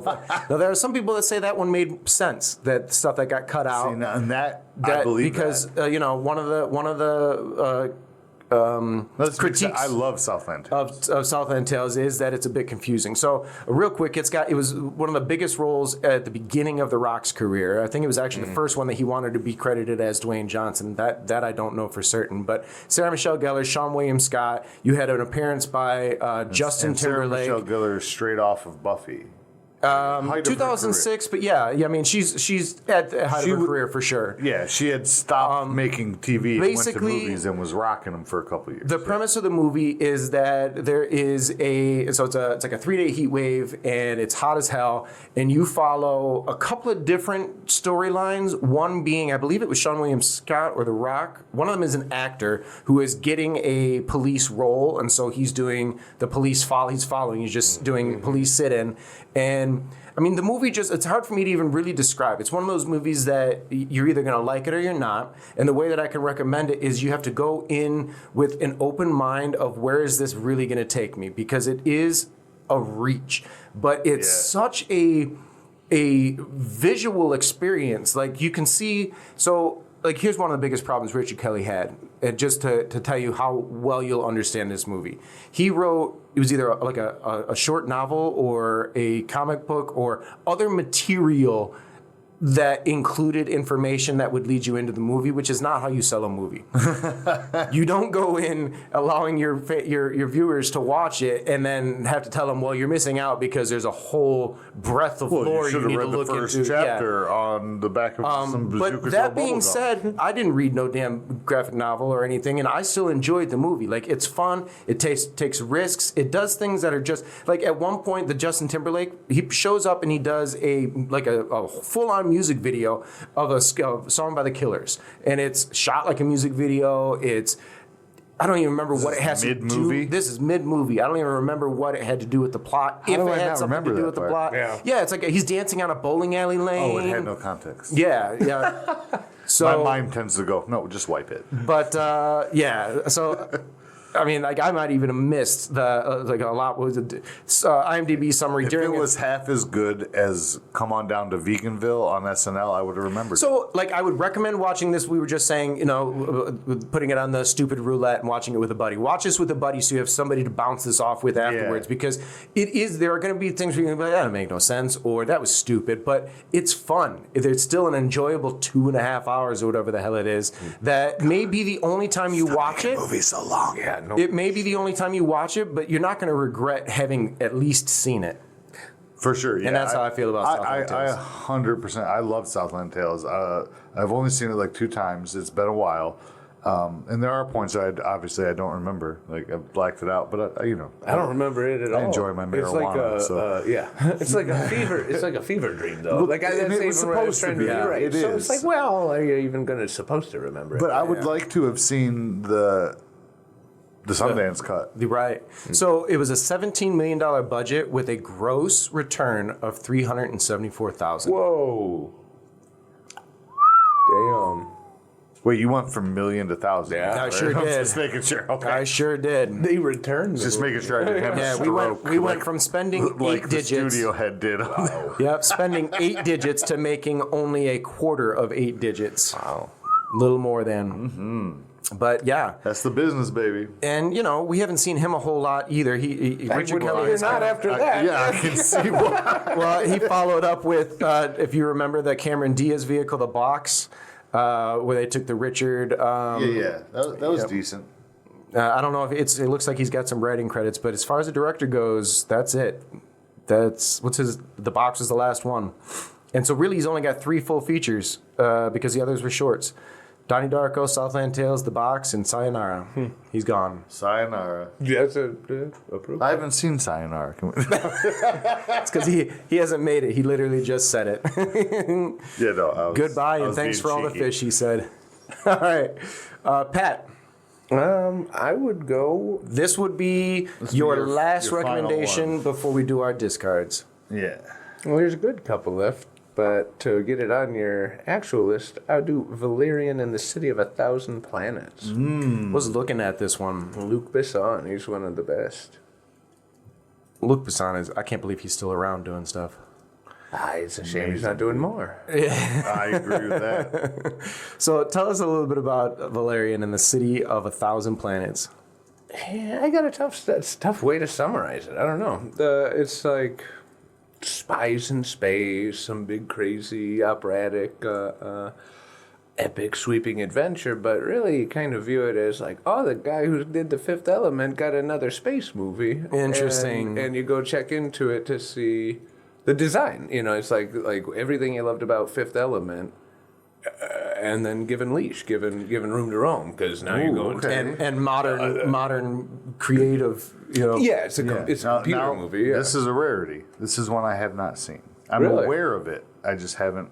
Yeah, I haven't found You'd the like time it. to It's go fun, back to especially it. if I'm you sure like I Fifth would. Element. I mean, everybody should love the Fifth Element. Sci-fi dystopia is really my fucking wheelhouse. Like I love it. Like, but you know, as we say, there's so like it's weird how you find out about movies nowadays. So this is one of those things where it was barely on my radar, and then I just have until you mentioned it right now, almost forgotten about it. Like, it was back there somewhere, filed away, but The act, I don't know that anybody escaped the movie and became the next big thing or not. Like, it is kind of an under the radar thing. Yeah, well, I mean, like, the was first fun. two listed are people that I still don't know who they are. Dane and Kara, they look younger, so the leads young. Yeah, it has like Ender's Game kind of vibes. Okay, like and then you've youthful got science people, Clive science Owen, kids. Rihanna, Ethan Hawke, Herbie Hancock. Is this the Herbie Hancock? come on, Sure is. holy shit, Sure is.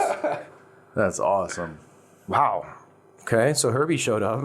I'm curious how many other movies he's done. But so having not seen it, how big of a role does someone like Clive Owen or Rihanna play, or even Ethan Hawke, where they just show up and they did like 3 days? They were like how Harrison Ford came in Ender's Game. Like they're the grown-ups. So they're like the instructors, or Clive Owen's they're the general or authority something like in that. passing. They have a Right. couple scenes, but they're not prevalent Right. throughout. Yeah, okay. And then the two lead characters, like this is, I think it's IP off of, A graphic novel. yeah.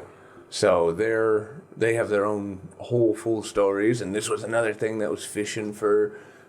I want to exist forever, and Sure, another franchise. I can do this forever. It's like movie folks gotta kind of maybe get over adapting comics, a serialized format that got published weekly or monthly. Yeah. That's gonna be TV. That's gonna be webisodes. That's gonna be a lot of other things than a 2.5 hour long epic movie. Like there's Well, a and then, thing like, for stop medium trying to take specificity. one Yeah. episode and make it a movie. Right. Take 3. You Right. have 3 Yeah. arcs. Boom. That's your 3 acts. Yeah.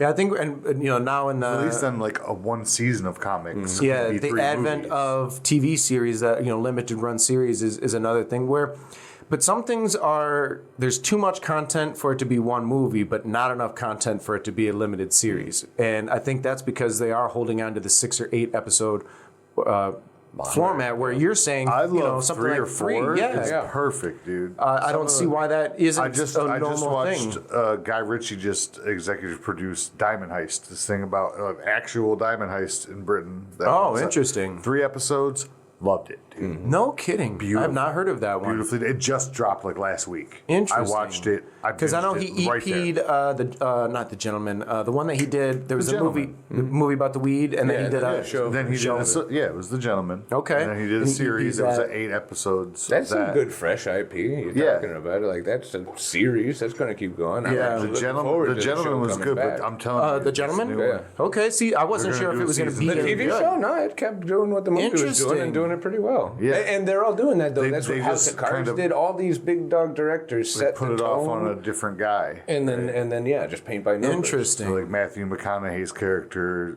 puts it off to his nephew. And Got you. But over the phone, you don't ever see Matthew or hear him. It's just No boom. here. kidding. It's done really well. Yeah, the gentleman. But yeah, this is in the same vein of that. This Diamond Heist, because it's a docu-series, right? It's an actual documentary, and you get it from the cops that were involved, from the thieves that were involved. Like it's So Valerian wasn't a short movie either at 2 hours and 16 minutes.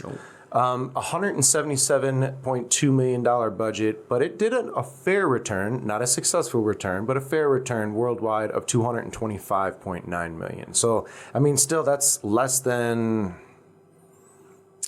It's less than 20% of a return. And here's the thing, these budgets, oftentimes when you're reading these budgets on IMDb, they are the budget to get the film made. And so there are additional costs on top of that. There's still for marketing and advertising and distribution.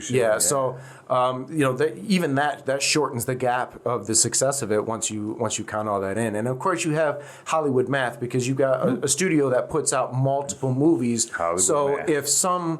If one of your movies is a banger and the others are lost, you are still successful when you knock the cards over. But that's also when they start hiding in, like, oh no, this one cost us more, and that's what they refer to as Hollywood math, when they're reaching and saying it cost them more than it did. But you have to still, regardless if it is inaccurate, it's still not completely accurate to the fact that there are things to consider. Spent. There's a lot to consider. All right, Joe, our 11th pick of the evening. Oh boy, the 11th hour. I don't know what that was. I'm gonna stick with new movies. This one was something that I really enjoyed. Just dropped 2024, or is this? No, 25. Electric State. Chris Pratt. What's her name? Millie Bobby Brown. Yeah, I was halfway there. And Ki Hu Kwan, Stanley Tucci. Yeah, just Anthony Mackie. It's so good, dude. It was really good. It was straight to Netflix. Yep. And not everybody has Netflix. And well, not only that, it didn't have a good take back. Right. And Netflix is notoriously bad about letting us know how they calculate the success of things. Apparently people were more happy with the casting than the movie. I liked it. I thought it was a lot of everything now. Yeah. No, I thought it was fun. I thought it was funny. It was Russo brothers, right? Yeah, it was the Russo brothers. But it says right here, the movie has received overwhelmingly negative reviews. Screen Rant's review, The Electric State, highlights that the movie's references are heavy-handed, the actors don't seem committed to creating anything good, and the movie's message ultimately rings false. Now, when it comes to those references, like, they're very of a time. So they have to be heavy-handed, don't they, a bit? And maybe the problem is that the references were more for people our age. Maybe like in their like because I don't think Mr. Peanut is important to kids. Right, it's not going to hit home with the Millie Bobby Brown crowd. Right. And that's where I think it failed, because it was definitely a movie of nostalgia. It had a Fallout feel, right? So there was that. It was trying to compete with Fallout, I think. It had... So I like the movie. First off, I recommend it as well. Loved it. It starts off with like a bit of world building and getting to know the characters, and then it goes into your traditional like blockbuster like feel of plot moving on. But the simple story, robots are a big thing, and you get into something very similar to like Ready Player One, where all of the world is engaging themselves in this really weird virtual reality where you control robots, and basically you sit at home and do fuck all while your robot goes about doing things in your life. Yeah. And it's a statement. That's a social statement. Very Wall-E. But her brother dies, and then she discovers possibly her brother is contained in this little cute robot. And then, then the former military... his sentience is now in a robot. The former military, Chris Pratt, who fought against robots, is now being, much like the Vietnam veterans when they came back, he was much maligned, and he's gone on to be basically just a road thief and surviving as he does. And it's funny. It's charming. I personally thought the performances were at par to the movie that they were making. This is not an Oscar movie. No, but one of the things I loved about it was the Chris Pratt of old. It was the Chris Pratt who was like from Parks and Rec, from Guardians. From 5 Year Engagement. It had a bit of a Guardians feel to it. Funny. He's not a serious guy. Right. He doesn't have... Everybody got used to him in the Jurassic World shit, where he's just so serious. Yeah. And even in Guardians, he has a serious side. There was an arc there, but I'm talking the first Guardians. Yeah, and this is straight first Guardians, no arc. Like he is silly as fuck. He is straight out of Parks and Rec. I thought the chemistry between the chemistry between him and Millie Bobby Brown was great. It was amazing. I don't see her as a comedic actor because we haven't seen her in a whole lot of comedy. But she was the funny timing and the back and forth, I thought was very good. Yeah.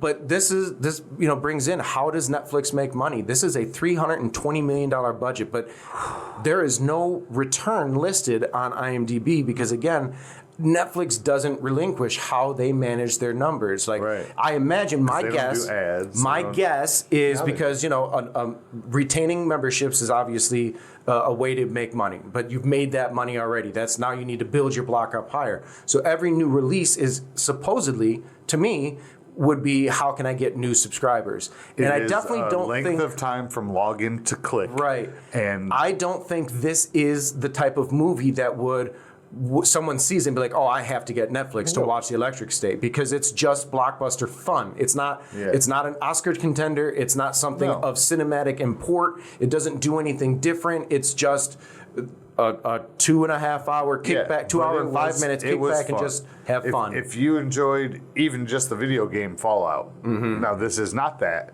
But it's a callback. Well, I mean, it has that kind of familiarity. So, honestly, did that review from Screen Rant, did it say that the CG was terrible? Because the effects, I thought, were clean, smooth. No. It was so clean and smooth that things that were supposed to be cute, like basically, Mr. Peanut, it harped on the fact that Gen Alpha isn't going to get this. Yeah, no, Mr. Peanut was creepy. Like the different, so creepy, dude. The different robots and things. It just had this real vibe to it that. The haircut bot that was like stalking him. It all looked super real. It was wild. But again, probably something that could have been a TV series that they spent less money on. If you decided you wanted to make this big movie, it should have been in theaters. Yeah, and it should have released. It should have released in a couple of months. It's still too early to release something like that. It probably would have done better as a limited series. I think they could, because there was a couple arcs that. But it pitches at the end. It pitches at the end that makes you kind of feel like they're gonna sequel. They sequel baited it, and they did. It didn't need it. I don't think it needs another movie. No, it doesn't. I'm gathering that you haven't had a chance to watch this one yet. No. Yeah, this is brand. This one's like 2 months old. Yeah, this one's a crack a beer or smoke a spliff type of just kick back and watch. Like, I would have enjoyed it in theater. It would have been a lot of fun with people, but because the only way you can watch it is at home, I think it's going to suffer from that. Yeah, it's going to suffer from that. But it's definitely one of those. I don't want to say frat boy movies, but like you said, crack a beer, light a spliff, sit with the boys. So, like, going back to my statement about like how is Netflix expecting to make money? Let's say we take that. Let's say we do that. If me and the homies were going to go to the theater, that's 3, 4, 5, 6, 7 tickets individually. If I'm inviting y'all over to chill on the couch in the man cave, that's one subscription, and you're all watching it. The dispensary is getting my money. Exactly. Yeah, well, I mean, at least it's going back into the economy some way. We got snacks. We got, there's several different markets here that are flourishing because we're on our couch. You know what I mean? Not just one market. Yeah. So I guess, in the grand scheme of things, everybody's winning. But Hollywood's losing. I'm going to close out our list, and I've got a lot of choices here, and I'm really uncertain which mood or tone I want to go with. And I am torn between two. One I really want to play, but I don't know if we played it before, but I know for certain we haven't watched it. So that's the one I'm going to go with, even if I've mentioned this before. It's one that I still highly recommend. Okay. And that's from 2001 with David Duchovny and Sean William Scott. Evolution. Orlando Jones. Or he was the second name I wanted to mention. Orlando Jones. 7-Up guy. Excellent movie. So I love that movie. I brought it up last time. Okay. We did not watch it. Fighting about it is so good. I fucking love this movie. Oh man! So I saw it in theater.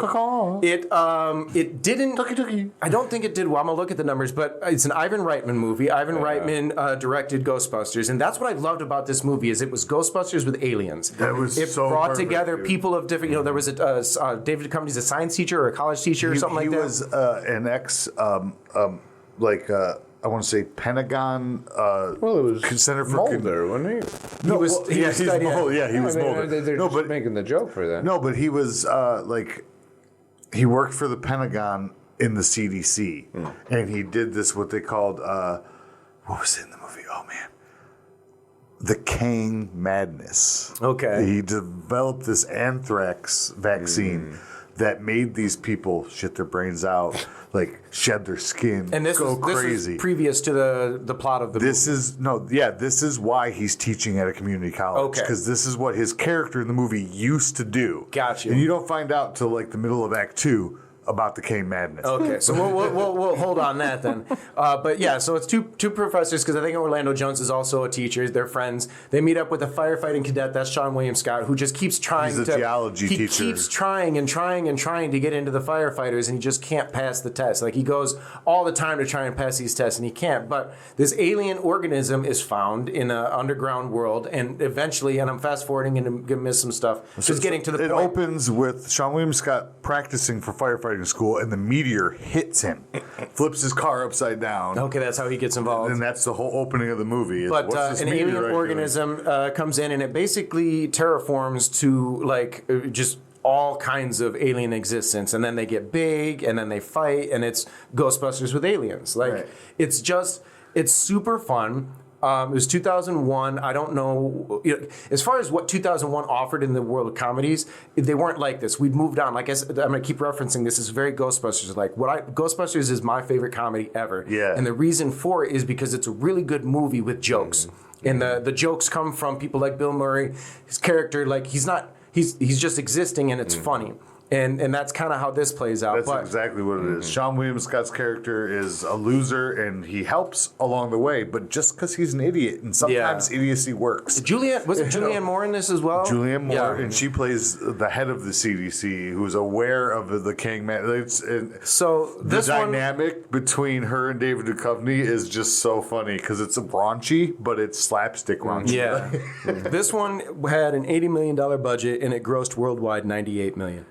So it only made an extra $18 million, which is a positive in the black, but not a success. It's one of my favorite but from that- Orlando Jones lines. I keep saying Bloom, don't I? Yeah, Orlando Jones. Thank you for not calling me out. Oh, Jesus. Orlando Jones. I keep correcting you. I'm just not listening, apparently. Yeah, you're not. No, but one of my favorite lines is when, in a court scene, Julianne Moore tears David Duchovny's ass up, and he's like, "Don't you realize that's all foreplay, baby?" He's like, "What? Like ruining my reputation in a court of law?" And he goes, "Yeah." David Duchovny is one of my favorite comedians that never gets comedy roles. So funny. I just recently This is the one. I just recently picked up all of the Californication on sale. Yeah. And So good. started watching that last night, and holy shit, dude. It's He's just funny as fuck, he's man. so effortless with his performance, and that's what I remember about him being in Evolution, because we only knew him as Mulder, and Mulder is Mulder, and then he comes in and he's like a little looser and a little funnier, and it's charming, and for some reason 24 years later it's not one that comes up a lot. I want those don't shirts hear back, it in Denise. normal conversation. So that's my recommendation. The scene in the Denny's with him and Sarah Silverman, his ex-girlfriend. Want those shirts back, Denise? From Evolution? Yeah. Yeah, it's been a while since I've seen So it. good, dude. It's so quotable. I love this movie. I had it on DVD, $5 bin. I watch this thing monthly. I love that movie so much. But like you said, like Ghostbusters, like Back to the Future, it has that Ivan Reitman realness. Like, the science is sound enough Yeah. for you to not question so that you can just laugh at it. It's so good. And it's cast so well. Everybody hits their tone. What they're good at doing, they do naturally. Yeah. It's so beautifully done. Dan Aykroyd Ethan makes an Suplee appearance was in it. Yeah. Ted Levine is in it. Yeah, it's star-studded. Oh, I man. forgot. I did forget about Dan Aykroyd. As the governor. Yeah, that was hilarious. Dude. Let me get a hot chocolate, could you? Yeah, a very Dan Aykroyd role. Like Dan Aykroyd, you can always depend on. Like we were talking what's back his with name? Three Amigos. Like he's one of those guys that always Buffalo does- Bill, he's in it Ted too. Levine. Yeah, Ted Levine. Yeah. Ted Levine, You did yep. mention him. Yeah, it's so good. He plays the sergeant or general or whatever. So tonight, the movies that we have mentioned and recommend for you to watch are Stargate, John Carter, Babylon AD, Waterworld, Mortal Engines, Alien 3, Wild Wild West, 65, Southland Tales, Valerian and the City of a Thousand Planets, The Electric State, and Evolution. So That is a good pretty list. solid list, and I'm pretty excited to watch, honestly, almost any of these. I don't Yeah, think there's one here where I would be like, I'm pretty pumped. We are going to do our discards. Before we do that, though, let's hand that dice over to Pat, and let's see. And again, oh yeah, we didn't. we're solid. It's a good 12. It's a good 12. It's a good 12. 5. This is actually, that's hilarious. This is hilarious. That would have been Idiocracy, but instead Mortal Engines. it's Mortal Engines. Fuck yes. So I'm very This happy is why to you watch double that. mention movies, folks. I'm very excited to add that to our list because I would like to finally watch that. Hugo Weaving's so good in this. Everybody is. So, Pat, what are some films that you thought of to add that just didn't make our top line recommendations? What else do you want to earworm out there? Well, continuing the thread that I was working on with just weird ones, at Sky Captain and the World of Tomorrow. I thought about that Nice, one. yeah. That was just super fun. Again, you Yeah. go back and you watch it away from when it was supposed to be impressive, and now you're like watching it member bearish. Why didn't they make this more is of these? great. Yeah, it was What is amazing. wrong with that? Who was that? Gwyneth Paltrow? Jude Law. Jude Law? Yeah. Angelina Jolie, Tom, Yeah. like a bunch of people Yeah. were in that. Yeah.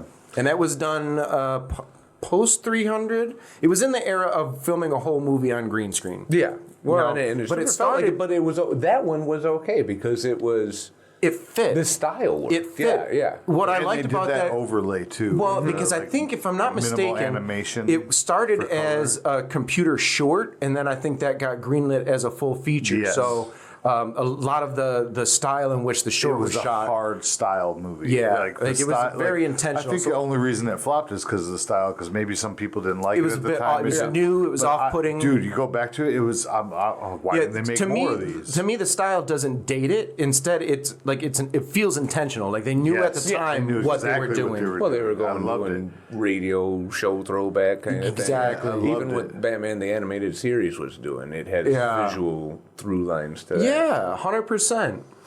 Any others? Well said, dude. Other one would have been The Adventures of Pluto Nash.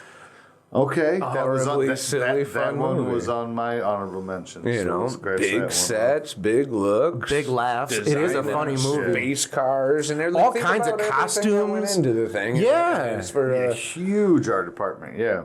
and then one of the biggest losses out there in his, history of film or whatever. yeah, like that. absolutely. Just the biggest miss. But you go back and review it again, and it's just fun. And again, everybody thinking out their different territories. So, the bar's really well developed. Actually works out well. All these things because we were talking about it earlier when some satire and spoof stuff was pulled off on like the back lot, and you could feel it like Yeah. that. And it was made on the cheap budgets and everything. It's like, well, these are getting blockbuster budgets, but they're kind of getting treated and responded to like It was- the backlot yeah, movies. it was and ahead of everything. its It's just this time, man. weird time where they wanted the benefits of it, like you were saying, but they didn't want to put their skin in the game Yeah, enough to exactly. make it actually successful. They just wanted to do it, collect off of it, and move on. There are times where a studio, there are times like I was just listening to an episode about Dirty Dancing, which is obviously a verified hit. Even up to editing, they brought in other producers to look at it, and one famous producer, I don't remember his name or what Cut out he all did. the dancing. He told him to burn the negatives. He's like, no, this is garbage. Burn the negatives. And then it turns out it was only a $5 million budget, and it made More than well beyond that. Oh, But yeah. because sometimes they Cult don't know. classic. Sometimes it's up to us to really verify why the money's being spent. But it's hard for right. us to do that because if you don't see a movie, you don't know it's good. You don't even know the money's being spent as the audience. So they're Right. making movies you don't know until it's already spent and it's Right. coming out. And if they market it well enough. Yeah. Any other that didn't make your mention? a bunch. Couple more. Anything else you want to mention before we go to Joe? Joe, what else you got? I'll rattle through some, but I do want to, before I do that, go on his. So Pluto Nash made me think of one that's actually not on my list that I can't believe I didn't put on there. Space Truckers. Oh. With God. Dennis Hopper and Stephen Dorff. Yeah. Yeah, man. I'm not familiar with this. Oh, Space Truckers, baby. Okay, so yeah, check out Space Space Truckers. But then I love there's the silly stuff. it's like that. so Yeah. silly. Yeah. But it has the world building like Pluto Nash does, where you're in the bar, you're in the You diner. know what? I think a part of that is because when we think of going to a movie, it's such a large expense because you're not going to just buy the ticket. You got the popcorn, the pop. I mean, you concessions easily cost today, more and more, easily today, you could spend $30-$40, a person, and if you on top of the ticket. if you are thinking you're going to see something Godfather-esque, you feel more, justified in spending that. But if you're going to just fart around for an hour and a half, we don't value having fun and releasing like that because But you can if you just want do to it at fart home. around for an hour and a half, you watch Space Truckers. Let me tell you. Fair enough. No, but then there's so many other ones. There's a Dark City, Oh, Yep. dude. Oh, yeah. Strange Days. Dark City is fantastic. I honestly loved Solo. I remember Yeah. Solo. Han Mario Solo, Van the Han Peebles. Solo, yeah, Oh, Solo. wait. We're talking about a different Solo. Han Solo. Movie Solo, the Star Wars. Did you? Yeah, I did. Interesting. I did. I have to watch Pacific that separate Rim from was the great. Big budget. Ghosts of Mars.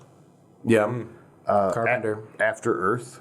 Will Smith and Jaden Smith. Haven't seen it. I love that. That's very much. I chose to go with 65 over that because it's kind of basically the Okay. same type of.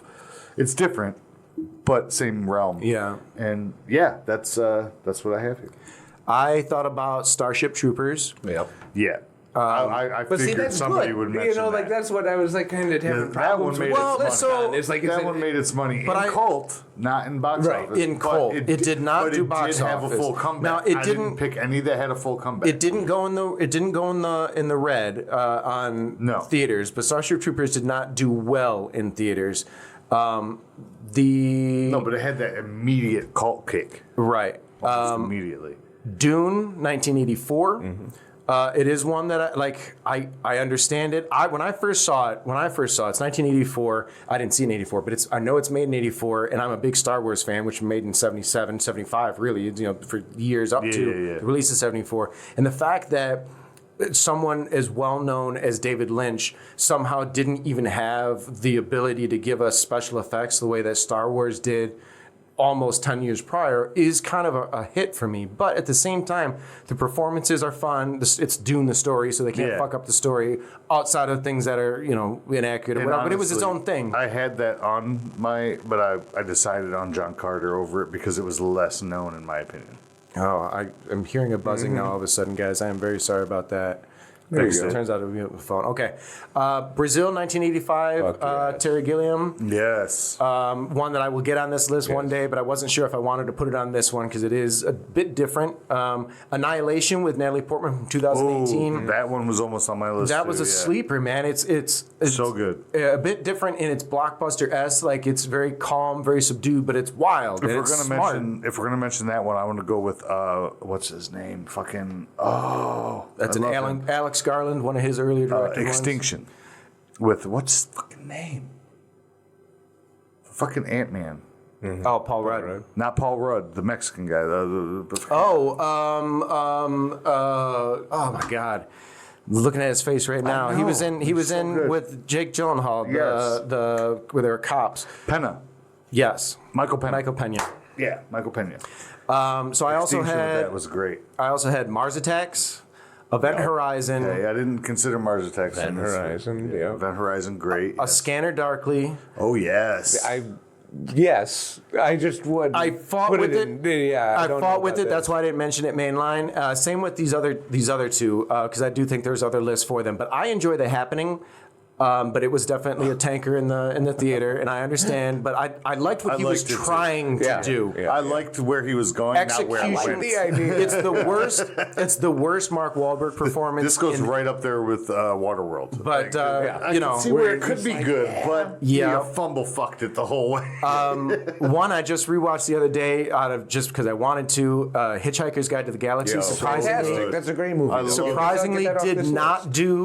do well in Because theaters. you got to read the book first. Yeah, and then We already covered that. the one that I was going to really wanted to put on here, and I highly recommend that you guys check it out because it's probably in limbo right now between theater and release. But that's Mickey 17. Highly recommend you go check out Mickey 17. It You did can not get- do very well. You can pay for it on Premiere It's right now. it's $20 rental right Prime. now. Yeah, so that's why I didn't put it on the list. It's on my list to wait out Until it's not that expensive. Highly Wait out the recommend free Mickey watch. 17. That one's a hard one because it's not. It's nowhere near the excitement that any of the other movies we mentioned on the list today, but it's definitely sci-fi. It's funny, has but not that laugh out fever hilarious. dreamy Yeah, aspect and of it. and honestly, its social commentary is so wild Right. that it's worth the watch. So I highly recommend that as well. So that brings us to the end of our episode. Pat, is there any social connection you want to offer our listeners, or you're more than welcome to stay anonymous, but if you wanted to connect with anybody, how would they do that? I run Bad Trip Designs, so on Instagram and everything, at Bad Trip Designs. That's about it. I don't have personal social. Yeah, that works. At Bad Trip Designs. Yeah, I don't know. It's one of our phones is doing it. We're going to wrap this up and figure it out. Joseph, how can people reach you?